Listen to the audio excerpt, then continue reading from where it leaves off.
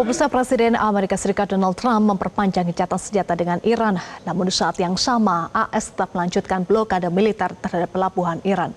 Hal ini memunculkan pertanyaan, apakah ini merupakan upaya damai atau bentuk tekanan yang dapat memunculkan konflik baru?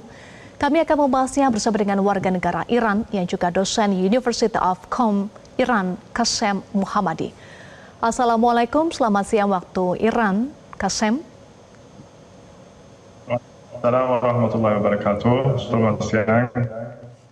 Bersama Eva di studio, Qasem, Trump memperpanjang masa gencatan senjata. Di sisi lain, Iran menyebut ada rencana lain di balik langkah Amerika Serikat itu. Apa yang dimaksud oleh Iran, Qasem? Ya, bismillahirrahmanirrahim. Kalau Iran setelah itu diumumkan bahwa gencatan senjata diperpanjang sepihak dari pihak Amerika itu, Iran tidak bilang apapun saja. Iran tidak sepakat sama diperpanjang gencatan senjata itu dan tidak menolaknya.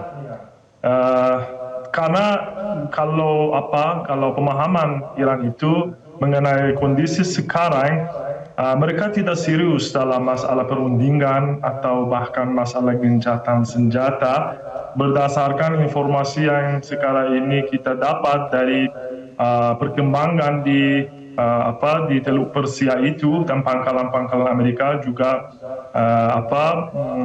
kapal-kapal militer mereka itu nampaknya mereka telah menyiapkan diri mereka untuk menyerang lagi Iran, dan oleh karena itu Iran juga sudah siapkan dengan serius dirinya untuk memperpanjang perjuangannya terhadap Amerika Serikat dan Zionis itu. Amerika Serikat pada posisi siap untuk mengirimkan delegasi ke Islamabad, Pakistan. Sedangkan Iran ragu perundingan mencapai kesepakatan yang adil. Perundingan seperti apa yang diharapkan oleh Iran? Ya, Iran sudah kirim syarat-syaratnya, dan kalau di tahap pertamanya perundingan atau gencatan senjata itu atau perundingan itu disepakati dan diumumkan baik dari pihak Pakistan dan juga dari pihak Amerika Serikat itu, yakni Trump juga dia di akun X-nya dia umumkan bahwa mereka sudah sepakati bahwa 10 poin diberi Iran atau ditentukan Iran itu sudah disepakati sebagai kerangka untuk dibahas lagi. Tapi ketika mereka sampai di perundingan tahap pertamanya, mereka sampai ke Islamabad, mereka semuanya tolak dan mereka tidak mau menerima apapun saja dari 10 poin yang disebut di surat itu. Oleh karena itu dan juga setelah itu beberapa kali dan beberapa bentuk dilanggar gencatan senjata itu. Di satu sisi kalau Lebanon tetap diserang oleh Israel, walaupun sekarang itu ada 10 hari gencatan senjata di antara Lebanon dan rejim Zionis itu, tapi masih setiap hari diserang dan dibunuh masyarakat Lebanon di Lebanon. Juga kalau blokade itu juga adalah satu aksi yang dengan jelas melanggar gencatan senjata antara Iran dan Amerika Serikat, tapi masih tetap itu dilanjutkan oleh Amerika Serikat. Dan juga beberapa kapal Iran, tanker minyak dan 2 kapal lagi ditangkap atau disita Amerika Serikat, dan Iran menganggap itu semuanya sebagai pelanggaran gencatan senjata, dan itu adalah indikasi bahwa mereka tidak serius dalam perundingan itu dan mereka hanya mau mendikte keinginan mereka atas warga Iran dan masyarakat Iran. Iran menganggap AS tidak serius untuk perundingan atau negosiasi tahap kedua. Lalu bagaimana konfirmasi kehadiran Iran pada negosiasi tahap kedua di Islamabad? Ya, Iran sudah umumkan bahwa kalau pelanggaran-pelanggaran tersebut itu diangkat, blokade itu diangkat, kapal-kapal Iran yang disita oleh Amerika itu dibebaskan, ya Iran itu akan memikirkan apakah dia akan ikut dalam perundingan atau tidak. Tapi sampai sekarang karena beberapa kali itu dilanggar gencatan senjata itu, Iran tidak ada keraguan bahwa itu tidak akan ikut dalam perundingan itu. Khususnya kalau kita rujuk ke sejarahnya perundingan Iran dan Amerika Serikat, itu memperlihatkan bahwa biasanya hampir 100% mereka tidak serius dalam masalah perundingan. Satu contohnya selama 9 bulan yang lalu itu Iran itu diserang 2 kali dalam sama waktu yang ada beredar perundingan di antara Iran dan Amerika Serikat. Kenapa? Karena ini cara mereka untuk mendikte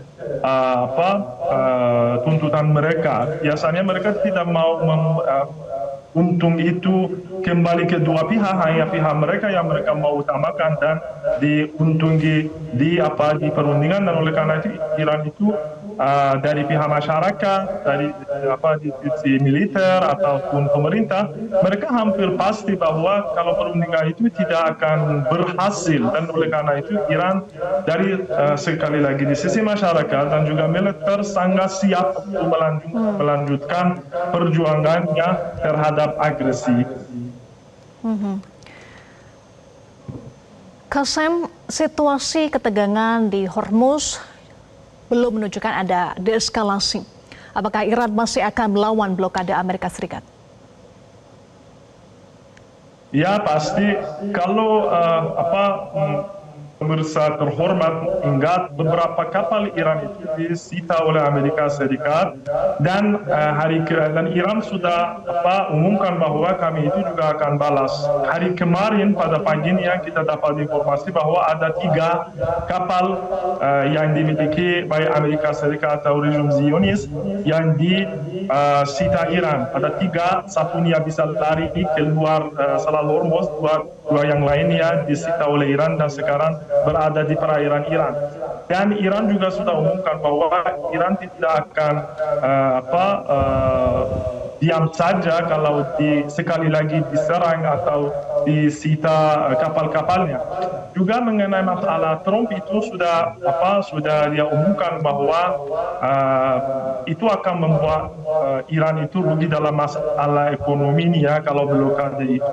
Tapi kalau pakar ekonomi atau pakar perang di hampir semua negara, mereka sudah umumkan bahwa karena Iran itu ada banyak opsi pilihan untuk ekspor impor, itu sangat tidak begitu tekanan itu tidak begitu efektif untuk stop ekspor atau impornya Iran. Kenapa? Karena kalau perbatasan Iran itu luas sekali, 8.500 km adalah perbatasan Iran. Iran ada banyak negara yang bertetangga sama Iran itu, termasuk Rusia, Turkmenistan, Azerbaijan, Turki, dan lain-lain. Dan hampir ekspor dan juga impornya Iran itu bisa dijalankan lewat negara-negara macam itu. Ya pasti kalau blokade itu tetap ada, khususnya mengenai masalah ekspornya minyak Iran itu pasti akan mengganggu, tapi ada banyak pilihan untuk negara Iran. Kenapa? Karena kalau pengalamannya Iran itu selama 47 tahun yang lalu itu untuk mengakal blokade ataupun embargo, pengalamannya luar biasa dan sampai hari ini Iran menjalankan ekspor minyaknya dengan sederhana. Oleh karena itu hampir tidak ada keraguan bahwa blokade itu akan mengganggu atau akan menimbulkan problem yang lebih banyak dari kepada negara-negara lain, khususnya Amerika Serikat dan sekutunya daripada Iran. Ya, Iran sudah berpengalaman 47 tahun menghadapi embargo. Kasem, di tengah gencatan senjata, Iran memamerkan persenjataannya di publik seolah menunjukkan kekuatannya. Dengan kemampuan militer Iran, apakah Iran yakin mampu melawan AS dalam jangka waktu yang lebih panjang? Iya, pasti begitu. Kalau kita mau menimbangkan bagaimana sekarang kondisi dan situasinya perang itu, saya kira tidak ada keraguan bahwa sampai sekarang itu Iran yang menang dalam tahap pertamanya minimalnya, dan itu Amerika Serikat dan pihak yang lain yang kalah.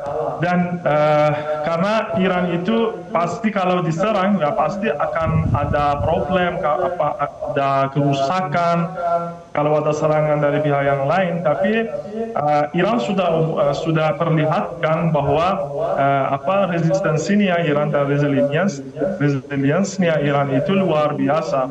Dan itu juga sudah diumumkan oleh pihak militernya Iran bahwa kalau ada serangan kepada Iran, khususnya mengenai infrastrukturnya Iran, minyaknya, petrokimikalnya, Iran tidak akan biarkan negara-negara yang berada di Teluk Persia itu, sekutu-sekutunya Amerika Serikat, mereka tidak bisa lari dari itu. Dan ini katanya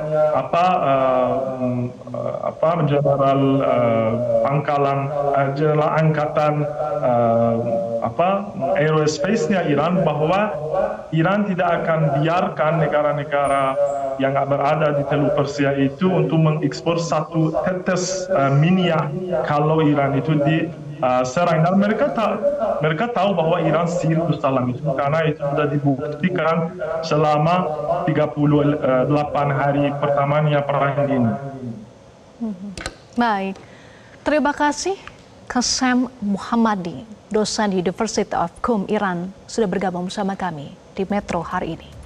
Jelajahi cara baru mendapatkan informasi. Download Metro TV Extend sekarang.